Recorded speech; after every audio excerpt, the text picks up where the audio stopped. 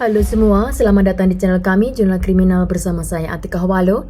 Bagi Anda yang menyukai pembahasan tentang kasus-kasus kriminal, kami sengaja membangun channel ini untuk Anda.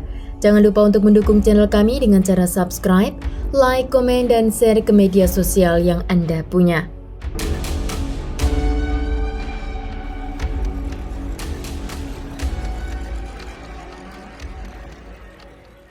Kasus ini berawal pada tanggal 22 Februari pada tahun 1990, di mana keluarga Khan di negara Pakistan, tepatnya di kota Lahore, melahirkan seorang anak perempuan yang mereka beri nama Sabah Khan.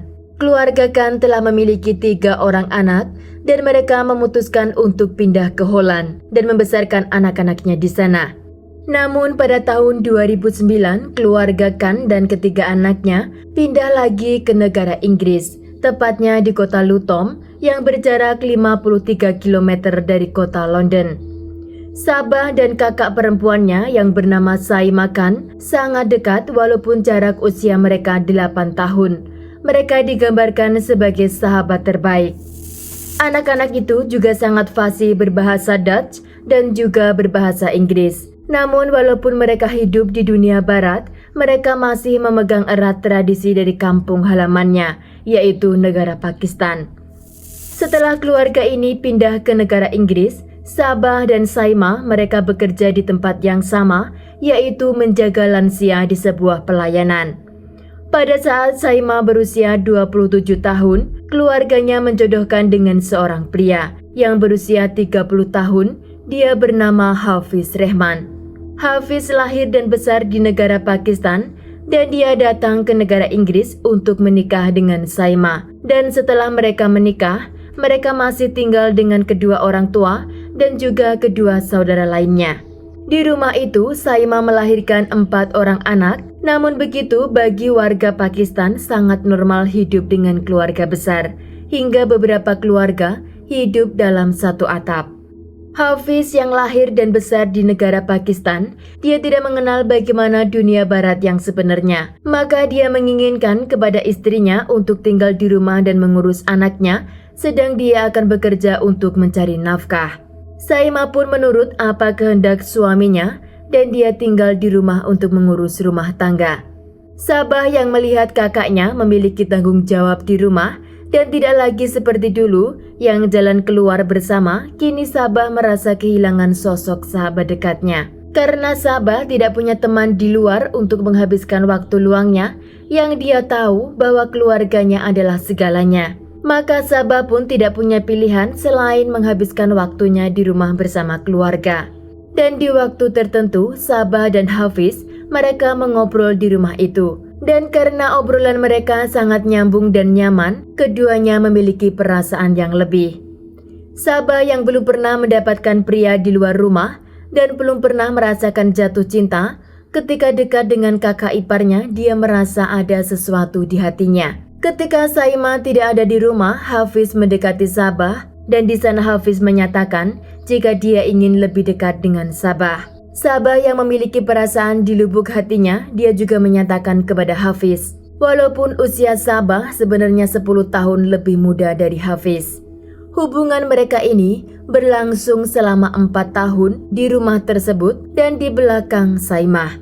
Tidak satupun keluarga itu mengetahui jika Hafiz menjalin hubungan dengan adik iparnya. Karena Hafiz masih selalu mengutamakan Saimah sebagai istri sahnya.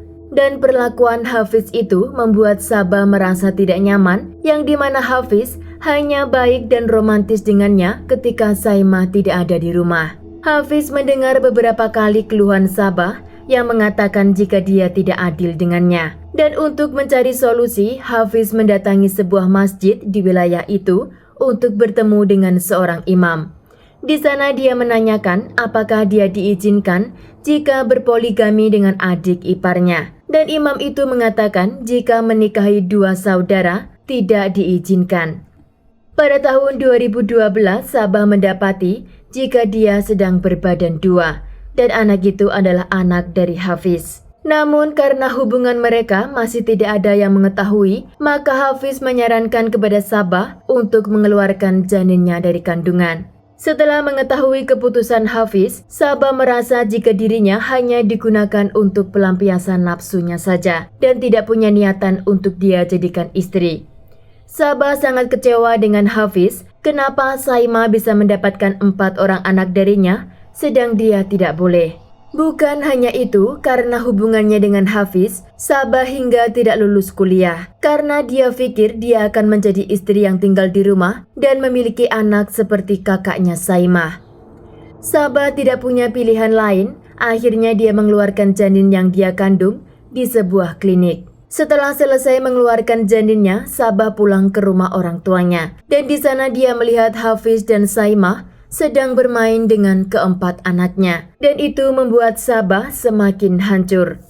Pada bulan Februari pada tahun 2016, Hafiz sepertinya sedikit menjauh dari Sabah dan lebih dekat dengan istri dan juga keempat anaknya. Sabah melihat itu semua seperti dunianya runtuh karena menurut Sabah, Hafiz adalah satu-satunya orang yang dia harapkan untuk dijadikan suami. Maka pemandangan di rumah itu seperti neraka di mata Sabah.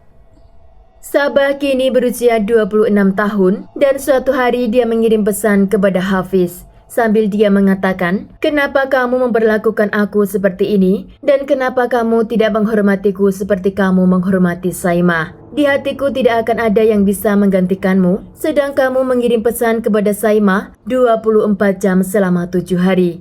Sedang kamu tidak punya waktu untukku lagi.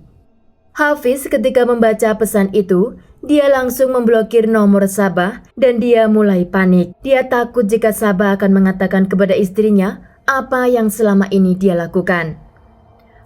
Hafiz mengatakan kepada keluarga besar di rumah itu, jika dia dan istrinya juga keempat anaknya akan segera pindah rumah. Dan ketika mendengar keputusan Hafiz, Sabah semakin tahu jika Hafiz akan meninggalkannya. Dalam lubuk hati yang dalam, Sabah tidak akan membiarkan Saimah pergi dengan Hafiz dari rumah itu. Dan Sabah dengan tenang, dia telah merencanakan sesuatu. Sabah mencari informasi di internet tentang di mana dia bisa membeli ular berbisa dan di mana dia bisa mendapatkan pembunuh bayaran yang akan dia bayar sebesar 200 pound. Sabah bahkan mempelajari artikel bagaimana membunuh orang dan tidak tertangkap. Di bulan Maret pada tahun 2016, Sabah menghubungi seorang pria di Pakistan yang dimana dia mengaku bahwa dirinya adalah dukun santet dan bisa mengakhiri hidup seseorang tanpa jejak. Sabah menyuruhnya untuk menyantet kakaknya Saimah hingga meninggal dengan bayaran 5.000 pound. Namun setelah beberapa hari Sabah masih melihat Saimah hidup, Sabah menelpon dukun itu dan mengatakan sebagai orang ketiga dan menyuruh dukun itu untuk segera menyantet Saimah. Beberapa hari kemudian Sabah menyadari jika santet itu tidak berfungsi dan dukunnya telah melarikan diri dengan uang yang dia beri. Maka dia putuskan untuk mengambil tindakan di tangannya sendiri. Pada tanggal 16 Mei pada tahun 2016, Sabah pergi ke sebuah supermarket. Di sana dia sambil belanja, dia membeli sebilah pisau. Sabah hanya memiliki waktu selama sebulan untuk mengambil tindakan. Dan Sabah menanti sebuah kesempatan di mana orang dewasa di rumah itu akan keluar dan dia akan menyelesaikan apa yang dianggap menjadi penghalang kebahagiaannya, yaitu Saimah kakak kandungnya. Pada tanggal 23 Mei pada tahun 2016, semua orang dewasa di rumah itu menghadiri pemakaman tetangga. Saimah hari itu juga mendapat kerja untuk menjaga lansia, sedang Sabah mendapat tugas untuk menjaga keempat keponakannya. Keempat keponakan Sabah masih berusia di bawah 7 tahun. Sabah malam itu bersama dengan keempat keponakannya, dia mencari informasi di internet tentang doa orang Muslim sebelum membunuh dan doa untuk memakamkan mayat. Pada pukul 10 malam, Sabah menidurkan semua keponakannya di atas ranjang dan dia mengirim pesan kepada Saimah. Dan di sana dia mengatakan jika anaknya yang paling kecil, yang masih berusia 1 tahun, sedang menangis mencari dirinya. Pada pukul 11.03, Saimah menjawab jika dia dalam perjalanan pulang.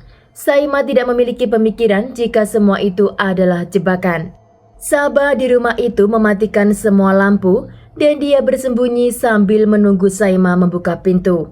Setelah Saima membuka pintu dan masuk ke dalam rumah, Sabah dengan kemarahan, kekecewaan juga kecemburuannya, dia luapkan dengan tangannya yang saat itu sedang memegang pisau dapur.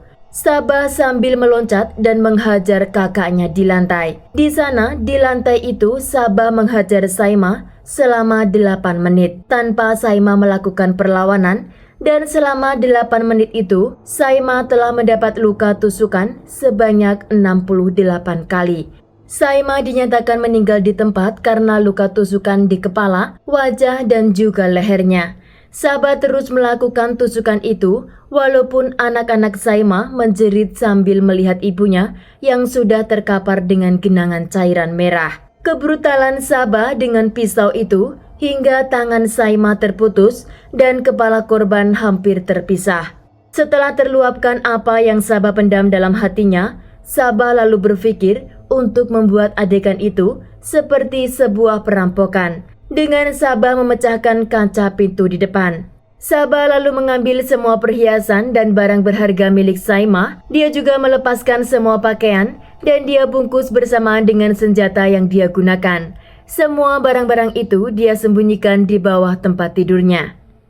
Setelah semua terlihat seperti adegan perampokan, Sabah menelpon ayahnya dan memanggil ambulan, lalu dia memanggil polisi. Ketika polisi datang ke rumah itu, Sabah masih menangis histeris. Namun ketika dimintai keterangan tentang apa yang terjadi, Sabah sepertinya lupa dengan kesedihan yang dia buat dari awal. Dan kini dia lebih tenang dan fokus dengan apa yang harus dia sampaikan. Sabah mengatakan kepada polisi jika dia sedang berada di kamar mandi saat mendengar keributan di lantai bawah.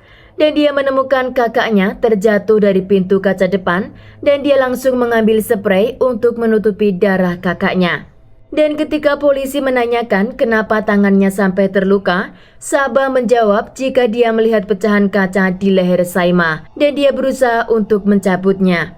Sabah selama beberapa hari setelah kejadian belum ditetapkan sebagai tersangka. Karena menurut polisi, luka dan kebrutalan yang dialami oleh korban menunjukkan jika itu kelakuan seorang laki-laki. Seminggu kemudian, polisi mendatangi lagi rumah Khan untuk melakukan investigasi. Dan di sana polisi menemukan plastik sampah di bawah tempat tidur Sabah. Dan setelah dibuka, terdapat baju dengan bekas cairan merah, juga senjata yang digunakan oleh pelaku. Hari itu Sabah ditangkap dan dinyatakan sebagai tersangka atas terbunuhnya Saima. Polisi juga menyita handphone Sabah dan dari sana polisi mengetahui semua cerita dan rencana Sabah kepada kakaknya yang bernama Saima. Pada tanggal 24 Oktober pada tahun 2017, di pengadilan Sabah dinyatakan bersalah dan didakwa dengan pembunuhan tingkat pertama. Sabah dijatuhi hukuman seumur hidup dengan pembebasan bersyarat dapat diajukan setelah menjalani 22 tahun masa tahanan. Sedang Hafiz di pengadilan itu juga menyatakan kesalahannya, juga penyesalan atas apa yang dia lakukan. Dia juga merasakan penderitaan anak-anaknya sejak ditinggal oleh Saima, dengan satu harapan istrinya bisa tenang di alam sana. Pada tahun 2018, pembela Sabah mengajukan banding untuk menurunkan hukuman 22 tahun. Namun hakim melihat jika apa yang dia lakukan itu tidak akan mendapat keringanan. Maka Sabah tidak akan mendapat keringanan hingga dia mendekam sampai pada tahun 2039. Sekian kasus hari ini, jangan lupa tinggalkan like dan komen. Jika Anda tidak keberatan, klik tombol subscribe untuk mendukung channel kami. Terima kasih saya ucapkan kepada Anda para subscribers. Sekian, sampai jumpa di kasus berikutnya.